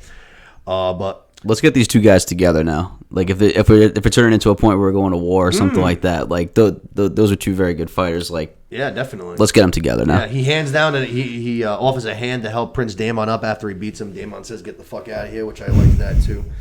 But from there we go to the Queen's funeral, right? I believe. Yeah, Queen's funeral. The Queen's funeral from there, right from there. Yeah. So that was a good scene. I like that one. Yeah, unfortunately, like we said, the queen passed, and unfortunately, while the boy lives for about a day, the boy ends up passing as well. The king was right; he did have a new heir, and we build a beautiful pyre for them out on the water. We have the Targaryens there. King Viserys is completely overcome with grief. He doesn't say anything in the entire scene. He looks broken down. He looks distraught. The princess also looks pretty beaten down and distraught. And actually, it's Prince Daemon who comes over to her, and this is the second scene that I liked, and he was very sympathetic, and he explains to her kind of the situation and how the king needs her in this moment, and she needs to kind of be the strong one for the family in this time of need with their mom's passing, even though she is hurting too. And she stands up to the plate, and she did something that, while it was very simple, I thought she did an awesome job at. She delivers our first Dracarys line in House of the Dragon, which is obviously made famous from the first show. And I think that while it's just one word, I think that she actually made it her own.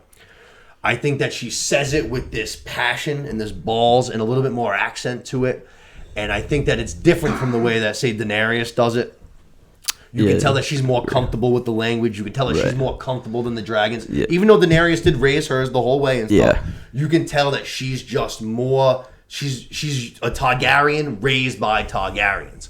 I think that if Daenerys had been born with a bunch of Targaryens surrounding her, that these two girls would have ended up coming out almost identical. Yeah, you know what I'm saying? Pretty much. I think they would have been almost the exact same because they have a lot of the same personalities. Yeah, and I think so too. I don't know if they intentionally did this or if it was just, you know, how she was acting. But like you were saying, like she kind of made it her own. Like I didn't realize until the second time I watched it was that she chokes up the first time that she's saying it. Yes.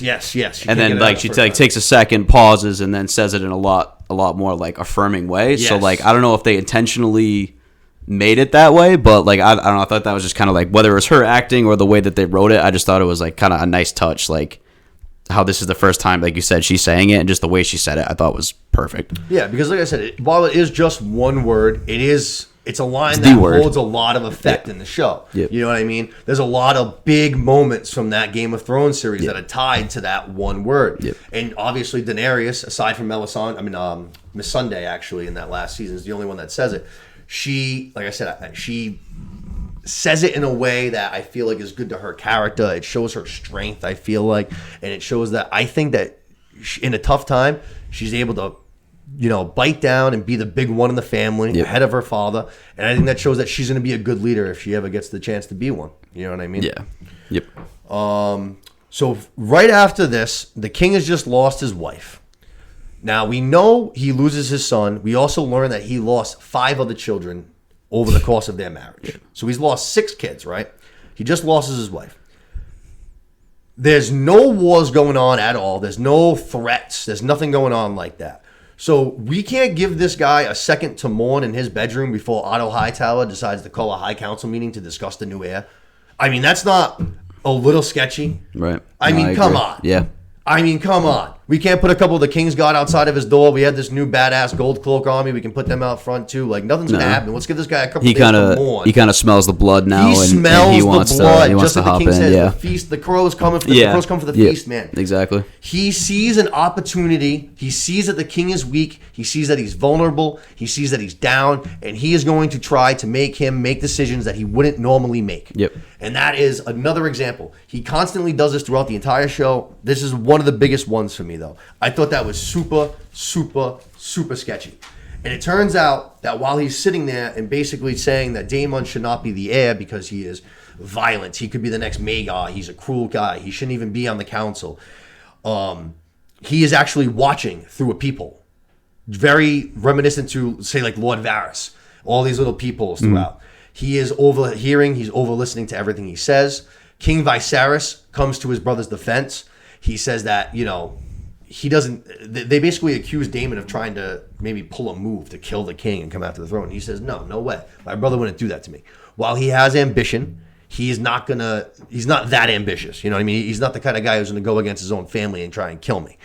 And basically, he gets so fed up with what they're saying that he just storms out and leaves, which I'm glad he did. I think that was the right move because fuck Otto Hightower. Like I said, he's not. I'm against him. I'm out on him. But you don't think like tying into like I was saying with Corus, doesn't Corus? He kind of flip flops back and forth in terms of like he initially supports Daemon. And then he goes against it, like then his support goes somewhere else. So I feel like I still feel like he's the one that's kind of that's playing that line and is doing this kind of like controlling of the people. I don't know what it is. I do get what you're saying, but I feel like he backs Prince Daemon originally, right? And I feel like that's just because he is. I think he actually is sincere and I think he's a man of. I think he's an upright guy. Yeah. So I think he says, "Hey, listen, this is already the way things are going.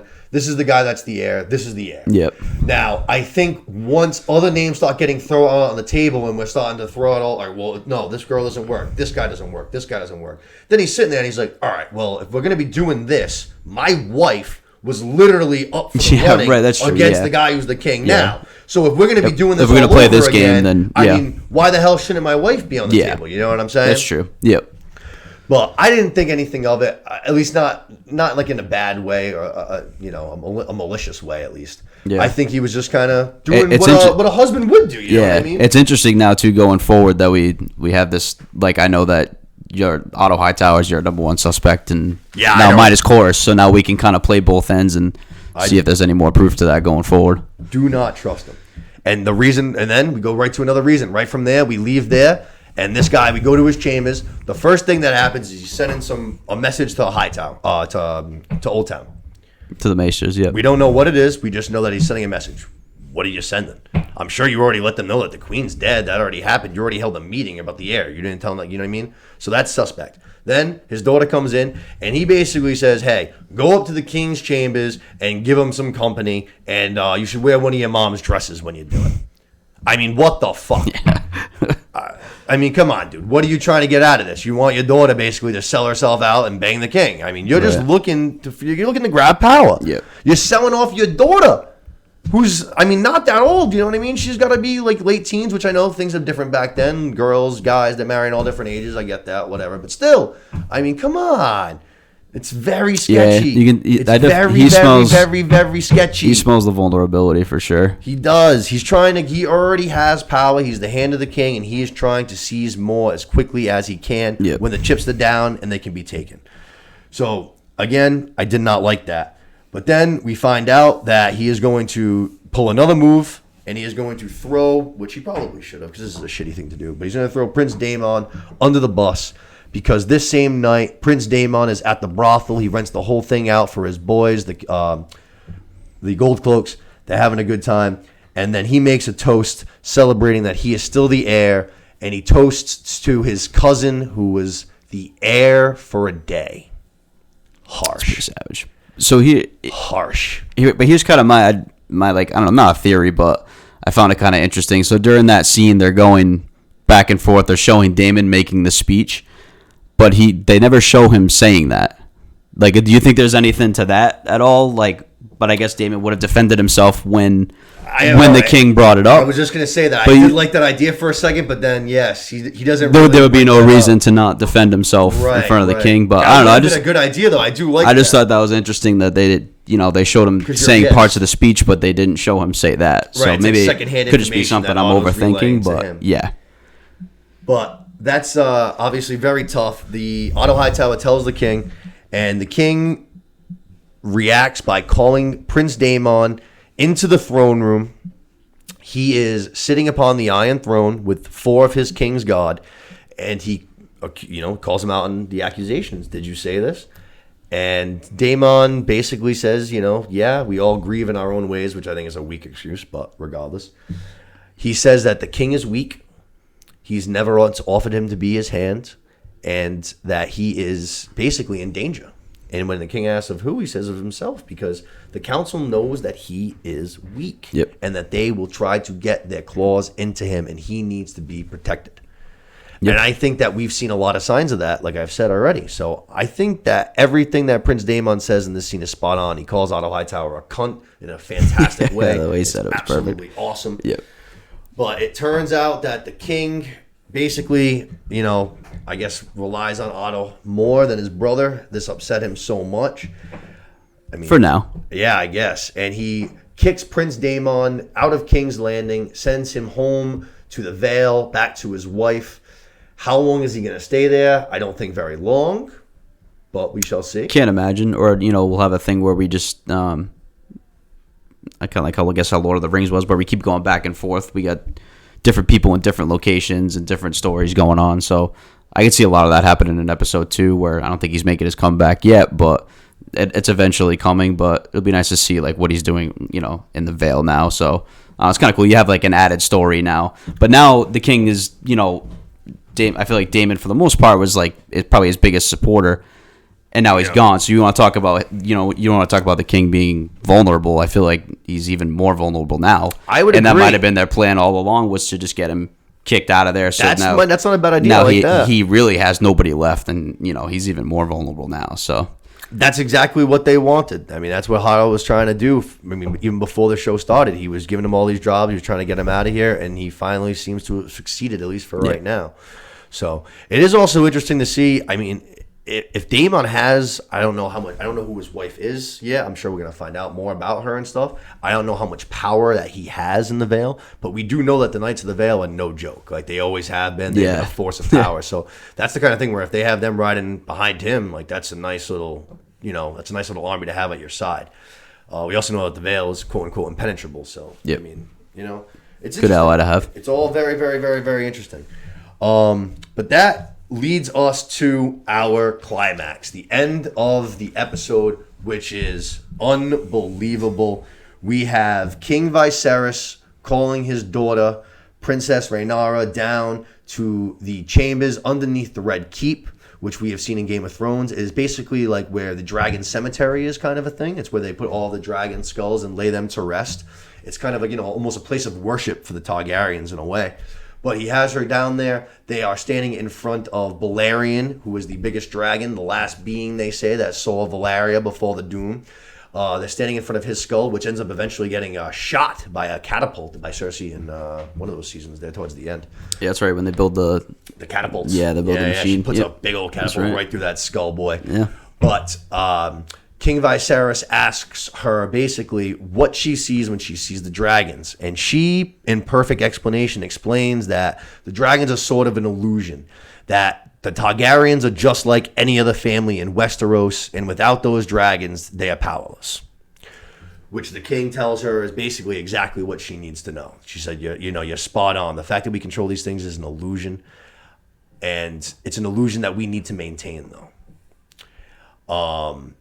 We are going to tie together our series to Game of Thrones in a way that was not in the books. This new edition here that I think is unbelievable. He is going to tell his daughter the most important thing about being king, or queen, I guess, if you're a Targaryen, which is when Aegon came here on his conquest. The reason, now I don't know if you guys even know this actually, but so when old Valyria fell, the reason that the Targaryens were able to get out and survive is because at the time there was I think she was a princess. She was the niece, Daenerys. She had a dream that Valeria was going to fall, and her dad was one of the only people that believed it, one of the only ones. So they literally packed up all of their things and they left, even though that they were basically kings in Valeria. You know what I mean? They were people of huge power and wealth, and everybody else kind of laughed at them. They were like, it's just a dream. And sure enough, what happened? Valeria fell. Yep. So Aegon gets to Dragonstone, and before the conquest, supposedly he looks across the sea and he sees land ripe for the taking. But they say that is not the only reason he went. He had a dream of his own. And that dream is that the long night is coming for all living men. And when that happens, Westeros must come together and fight it. And at that time, we need a Targaryen on the throne to bring all the people together. If only he knew it was a 2-hour episode that you couldn't really see much, and that was only one episode long. But that's not his fault for that, so we can't take that against him. Now, like I said, this is an addition just for the show, and I thought that it was awesome. I thought that it hit very perfect. It made a perfect tie-in to our show. Also, I noticed it a couple times throughout the episode, but he is wearing, I think it was at the joust, you see him wearing it, but he's wearing a dagger. The king is wearing a dagger on his hip. I noticed it, but I do know that there were multiple Valyrian steel daggers back then and Valyrian steel swords and such. So I just assumed it was his. But it turns out, if you continued to watch the after show on HBO Max, if you watched it through there and not live on TV, the writers and producers of the show confirm that the dagger that he is wearing on his hip in this scene, which they focus on multiple times, is in fact the cat's paw dagger that Arya Stark uses to kill the Night King. That's pretty cool. So I thought that this was an awesome, awesome way to A, end the first episode, and B, tie this series to the series that we already Yeah, it gives the people who watched, obviously watched through Game of Thrones to have that oh shit moment versus, Definitely. and I feel like it was even still kind of cool for those who they're hopping in for the first time now. You know what I mean? Like, yeah. I even thought that was a good scene. It was just kind of added if you knew that little extra detail. So, yeah, I mean, altogether, it was just, I don't really have anything bad to say about the whole entire episode, the ending, anything. I honestly, like I said, the smallest thing I could possibly complain about is that dark scene there. Oh, there you go. I think you just fixed it. Is that dark scene there in that little spot with the gold cloaks? Yep. But like we said, that was an unbelievable first episode.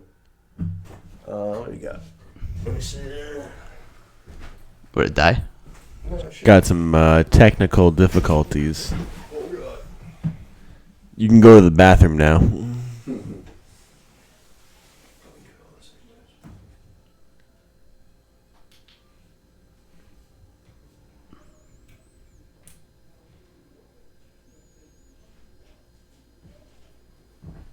There we go. Back up in business.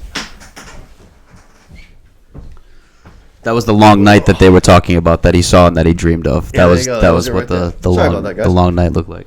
But like I said, I thought that was a perfect way to end the episode and a perfect way to tie it, to this series that we just had.